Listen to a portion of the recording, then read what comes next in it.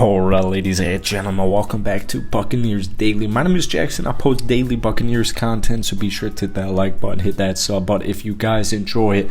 I will say it bluntly, I'm a little bit concerned right now about the Tampa Bay Buccaneers. Now, I know this team, like, when you just look at statistics and you just take everything at face value, it's like, alright, yeah, there's reason to panic. You just fired Byron. Right, you just fired your offensive coordinator. You just fired a bunch of assistants. Tom Brady might not return to Tampa Bay.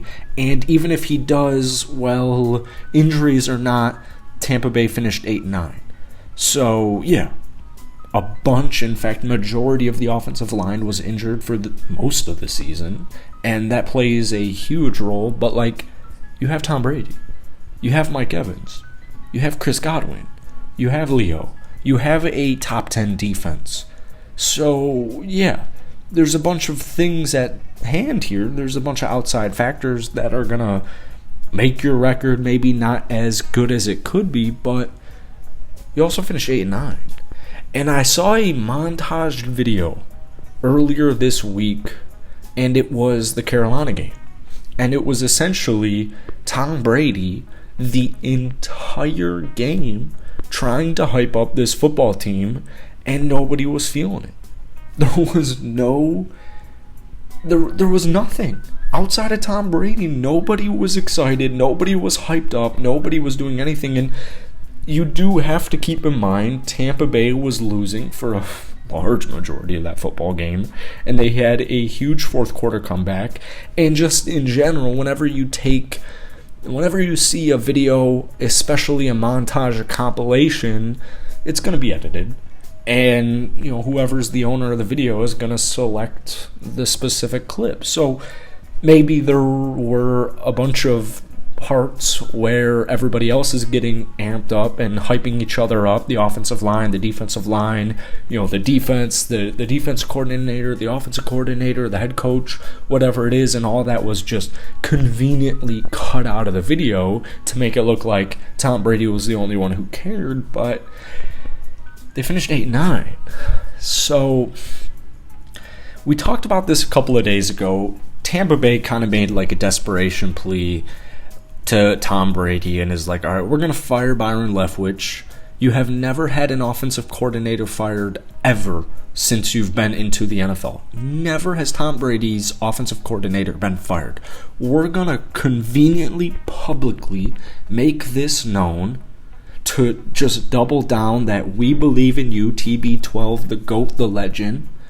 We are going to pick somebody that you want. We're going to hand tailor it to you. We're going to bring in more pieces offensively and defensively, including the new offensive coordinator and a bunch of new assistants specifically on the offense. Because as we know, Tom Brady was not pleased in any way, shape, or form with the preparation from top to bottom on the offense week to week. And that is a huge red flag to me. So I'm not trying to say Tom Brady had a disastrous season or, because I know the offensive line was just desperate. They were decimated all season.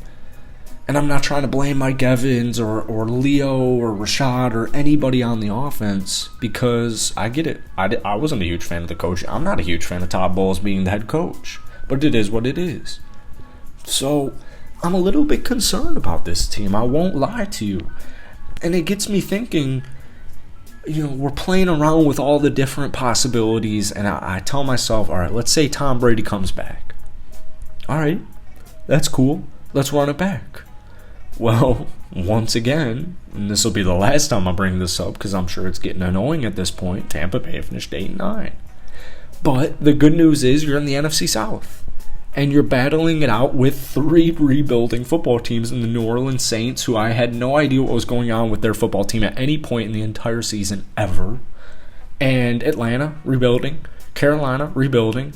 Tom Brady, even on a down year, is by far, and it's not even close.